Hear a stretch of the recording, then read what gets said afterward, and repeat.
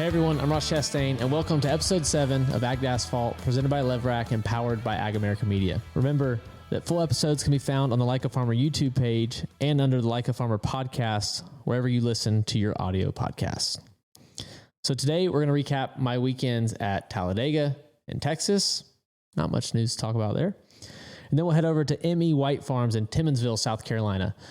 Met a great guy down there and got to see a little bit of everything from chickens to a whole host of other crops that he diversifies with and their family grows, and been on some land for quite a while. So excited to take y'all down there. And then we'll preview our upcoming weekend at Kansas, where we did win last fall. So a lot of good memories. Saw the trophy this morning sitting in the trackhouse shop. That was a good reminder to go get another one of those odd shaped gold trophies. I still don't really know what that is, but I want another one. Before we get into the Smashdown, though, I'd love to open up this podcast for something a little new.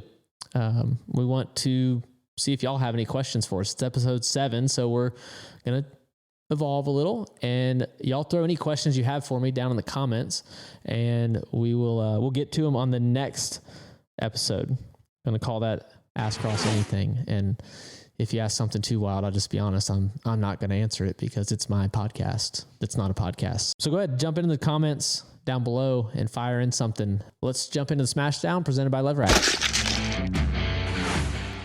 We're here in the studio at the farm, back from Texas with producer Ben. Hey, Ross, how's it going? I already talked to you once. Yeah, so that's okay. Just wanted to, I appreciate the additional check-in. Wanted to make sure people are remembering you. They don't see your face yet. Nope. So it's going to be a big unveiling. A face for podcasts. That's quite the introduction. You could put that in your, what would you call that? Bio, Sure. resume, LinkedIn. Well, you called it Twitter a minute ago. So for the Smashdown today, we want to jump into Dega. Pretty boring race, I think. When I watched it back, I think y'all remember me blocking the other OEM. I thought they were going a little bit slower than they actually were, with the 77 leading them. I didn't totally account for that. So if I could do it again, I would not do that. But we got away with it, and I'll learn from it. So if I get picked up by them and pushed, we have a shot to win. And when they didn't push me, I was at the back of a 20-car field coming to the end of the race. So that was questionable. If it definitely was, I don't think it was the right move, to be honest. And I am honest on here. So if I could do it again, I wouldn't block those. They were just going way too fast. So that was about all that happened, really. A couple guys sped on pit road. I almost did, but got it slowed down, and just hitting our fuel numbers, trying to make the next pit stop and make it as short as possible. So congrats to Austin Cindric. That was cool for Andrew Lackey, my old roommate, gas man on that car, the hero of the week for getting enough fuel in it and keeping his stop as short as possible and putting him in a position to win. So hats off to those guys. Happy for Andrew. He's like one day away from being in Yellowstone. I think he's going to audition for the next season if they bring it back. So I think he's got enough starch in his jeans these days. I don't know if you've ever met Andrew, but he's a tall cowboy. Yeah, on the short list of people that I'm excited to see win. So I'm a competitor, though. I don't like other people to win. Jumping ahead to the All-Star race coming up. They're talking about Run What You Brung. I think that got shot down. I don't really have an opinion on it. All I ever ask is NASCAR or any league I race in, just tell me the rules and when to be there. So I guess if there was a Run What You Brung, like, there would still be some rules. There'd have to be something safety-wise or all that. So I think we got somewhere in the middle with a promoter caution. So Marcus Smith is going to crawl up on the flag stand and wave the yellow flag in his suit, hopefully. Yeah. Probably not. Probably not, no. He's probably going to make a call. He's probably going to be up and enjoying the hospitality there. Do you think, do you feel like the All-Star could be a test session? And we've seen that in years past, that they try different packages or an option tire back in the day. Do you feel like, would you rather maybe them have more testing to bend the rules and try different things versus putting that in a more, the All-Star race is unofficial, but more of a less racing environment, more controlled environment? they can do whatever they want. It's their all-star race. So there's no rule. I mean, technically it's whatever rules NASCAR wants. It's their all-star race. So they could tell us to put, I don't know, sprint car wings on the roof or take the roofs off. I don't care. Personally, they can do whatever they want, and they should use it as whatever they want to do. And they've done that over the years. You've seen, stages, you've seen even before stage racing was a thing, you saw them break it up and you knew when cautions were coming, and average finishes in the earlier parts of the races dictated where you started at the end. So some people definitely executed those better. I remember Jimmy Johnson doing it great. He won one of the early ones, and then he just rode around the rest of the race and worked on his car and stayed out of trouble. And he got to restart up front at the very end. So I think that whatever NASCAR wants to do, just keep it exciting, keep it moving. Well, let's get into Texas this past weekend. Runner-up finish. Definitely was a long journey to get there. What was it like from your perspective? From my perspective, I hope people just look at the finish and nothing else. If they just look at that, they'll think, wow, the one car had a great day. But man, definitely did not run up there at all. I mean, until the end. So we had worked our way up from starting so bad. When we practiced, it was so terrible. We were really loose, and I came out of the DIL, out of the simulator, with this idea that we were going to be tight, and like I was going to have to manage how much the front slipped, and it was not the case. So we missed that, and we tried to make adjustments into the second. We made 2 runs in practice, into qualifying, and into the start of the race, and it did not help enough. So it was really partway through the race before we got it tightened up enough where I could be a little more confident. And then we started going forward, and then we had a jack break at the end of stage 2. So did a really good job. The pit crew did. Shane Wilson, our jack man, to run back and get his backup jack. Could have lost even more spots. We were not the last car off pit road, so that was really good. And those guys are prepared. My group's been together for so many years. They've got their backup stuff there and ready and ready to go. So he did a couple of burpees on the left side of the car as he tried to jack it up. But we got that taken care of, and I guess there was just a little bit of debris inside of the jack, so in the fluid or something. So, but yeah, we did our job on the final restart. We pushed the winner out to the win on the restart. So that's all I could really do, and got clear to second, and was happy with it given how our day was and the balance. So yeah, a lot of things could have went worse, but they didn't, and they went right, and got the heck out of there. So that's how these cup races play out, though, man. You see it. Kansas last fall when we won. Like, we're going there this weekend, and as we watched the race back, it was a late restart that I was able to get by the leader, the 19, and get the lead, and then never look back. So we took a trip recently down to Timmonsville, South Carolina, and got to see Mason White and his operation at ME White Farms. So let's take y'all there now.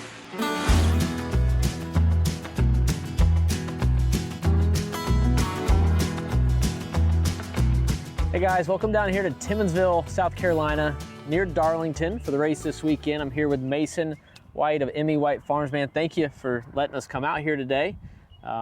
Excited to learn about your operation ahead of race weekend and see what all y'all do down here in this dirt. Yeah, appreciate it. We're happy to have you out here. We got some corn behind us. We just got planted. It's starting to come up nicely. We're planting some watermelon and cantaloupes over there, and yeah, we do row crops, chicken houses. Also have a job with the Forestry Commission. I'm happy to let y'all know about all that stuff. So got a lot going on. So you grew up right here? Right here. Your family had this land before you? Correct. Yeah, I'm a 4th generation farmer, and so we've been here for 3 generations. We're started to get us closer to Timmonsville. How are you picking your crops? You've got a pretty diverse group here on a lot of land. How are you splitting that up and making those decisions every year? So we stay pretty consistent, or have the last several years. We just kind of found out what works for us: corn, beans, and cotton. And we started growing cotton in 2014, and kind of love-hate relationship with cotton. But it's been good to us, and we like to rotate the crops out. So I saw some plastic driving in, that cantaloupes in the ground.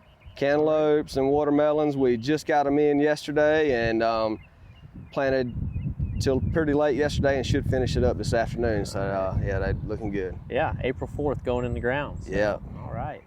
That's how long have you been in watermelons? I mean, I got to ask. I started doing watermelons with one of my good friends, Matt Polk, about 10 years ago, and we did it every wrong way that you could possibly do it. And then, you know, here in the last couple of years, we've started to have some success and found, you know, selling it locally to farmers markets. McLeod Farms buys from us too, and you know, some produce stands down at the beach come and get a bunch. So we've, you know, been able to sell local has been good, and I like the watermelon and the cantaloupes. It's just a change of pace, something different from the row crops, and it gives us a different revenue stream, and it's been good. You mentioned chickens earlier, so I'm guessing that litter's going out. That's probably a big benefit. Oh yeah, so we just cleaned out in February, and almost all the litter's been spread. We were able to get, say close to, we usually get 800 to 1,000 tons out of my houses, and most of that goes on my corn ground. And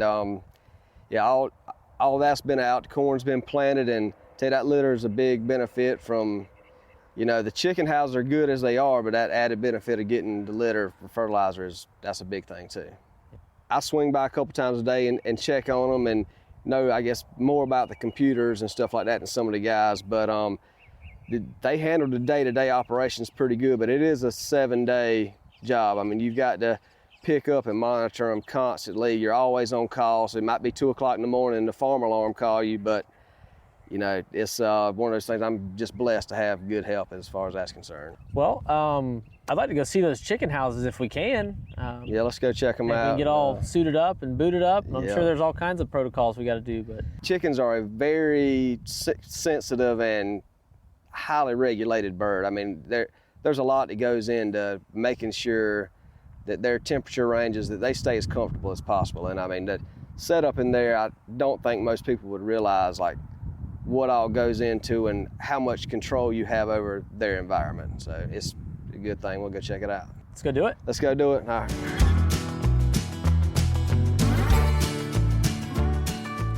Mason, before we jump in here and actually get our hands and feet dirty, I wanted to ask a little bit more about this forestry firefighting. What all goes into that, and how did you find that?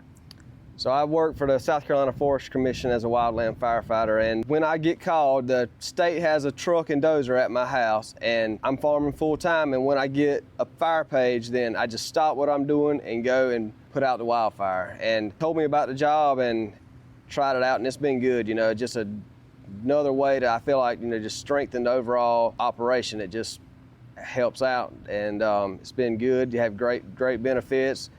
Worked with some really good people too, so it's been a blessing for sure. Did you like fire? You like always knew you wanted to do something in fire? Or? No, I had no firefighting experience. No, nothing. None. No. But you knew how to run a dozer. Yeah, right. I knew how to drive a big truck and run a dozer. So, and they taught me pretty much everything else. And it takes a while before they'll send you to a wildfire by yourself. You know, you get to go with a couple seasoned guys a lot before they cut you loose. So, Gotcha. Yeah. Well, man, before we go in there, Georgia Boot wanted to thank you for what all you're doing. And Awesome. They gave me one job ahead of this whole video coming here today to tell your story, and it was to bring the boots. I didn't bring them. Okay. So I've got a t-shirt. All right. We'll start there. We'll mail you the boots. Right. You know, race car driver. Awesome. Yep. Shouldn't have responsibilities. No, yeah, I mean, yeah, you got enough. No, but we'll get you some Georgia Boots, man. And All right. I they just want to thank appreciate you for all your hard work. Yep, thank you. Yeah, so let's go. Check some chickens out. Let's do it. Thanks, Georgia Boots. Oh yeah, this is what y'all wanted to see.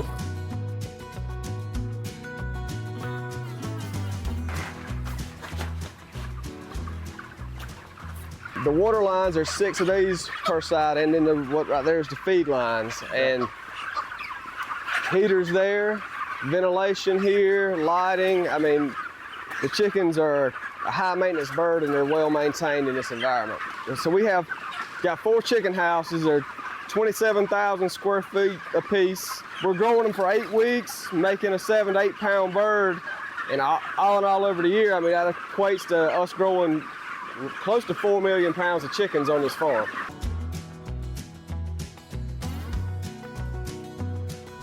When you came back from Clemson, I already asked you about the forestry, but did you have chickens on your radar that you were going to get into this? Well, so we used to farm tobacco, and then when we got out of the tobacco, my dad built chicken houses. And that was, I believe, about 2008 these houses were built.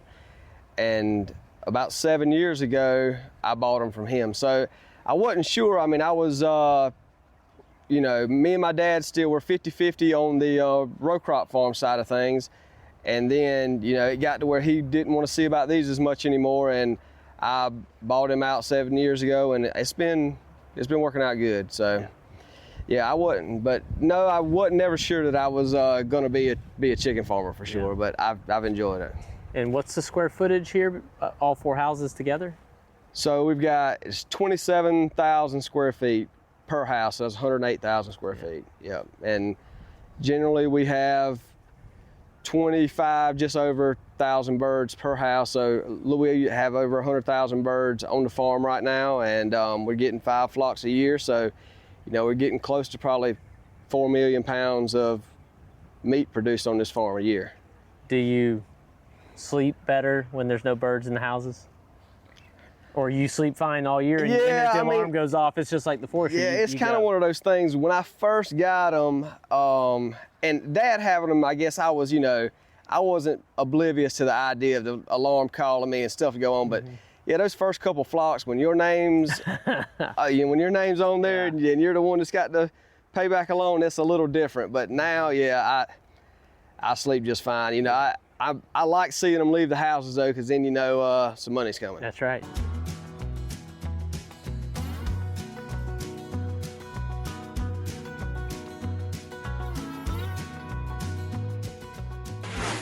All right, a big thank you to ME White Farms, LEVRACK, and Georgia Boot.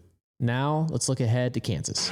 We're headed back to Kansas, place that we won at last fall. A lot of good memories with a truck win in 2019 and a cup win last year, our only win last year. So that was really special. And it came so late in the year that it was too late for the playoffs, but still any win in cup, it meant a lot. It meant a lot to Trackhouse and myself. And it came at a track that you run up by the wall, which any of y'all that have followed my career know that I started at like small asphalt short tracks down in Florida, where you ran as low as you could. You stayed away from the wall, especially in the corners. And we ran basically with our left side tires in the dirt. So to put so much work into running the outside, studying guys like Larson and Reddick, and just trying to make speed up there. Although I don't always like pack air at Kansas on the right side like you see us do at like Homestead. Still, just running up there with so much on throttle time is scary. So being honest, I get scared sometimes that I'm going to just crash and throw our weekend away. So to win there was big. I was really loose at the end of the race. So that's some of the stuff we've worked on. I know I need to be loose as fast, but I got to be confident. Y'all have heard me talk about that recently. And when I'm not confident in the car, I can't go fast. So you can run from the very bottom to the top though. So that's good for restarts. And then we'll all kind of slot in up top, ready to get to Kansas. So I'm coming off of a second place last week. That's ready to actually run up there and compete all weekend. So not just at the end of the race. So all right, everybody, that's going to do it for this episode of Ag Asphalt, presented by LEVRACK and powered by AgAmerica Media. I'll be at the Hy-Vee in Kansas City, Missouri, off North St. Clair Avenue on Friday from 4 to 6. So you got 2 hours to come out to the Hy-Vee. We're going to have a combination of watermelons and beer. I mean, that's my whole life. So if you come, get an autograph, take some pictures, we'll be there. KDOT will be there, reminding you to buckle up, be safe driving to get there and get over to the racetrack and get home when the weekend's over. So going to have a couple people there in the Hy-Vee store. I'll be stopping by the merch hauler on Saturday from 12:15 to 12:45. And be on the lookout on social for a few visits to the Kansas Department of Transportation booth, where we'll be reminding you to buckle up, as well as at the Hy-Vee store. So some cool stuff out there with Kansas DOT, them going all in on our Protect Your Melon campaign. All the seats, front seat, back seat, doesn't matter. So 9 seat belts in the car. At least we can do on the road is click our 1 seat belt. All right, remember to subscribe to Like a Farmer on YouTube, where we're going to be dropping episodes every other week. Leave us a rating on Apple Podcasts and Spotify, and we'll see you in the next episode.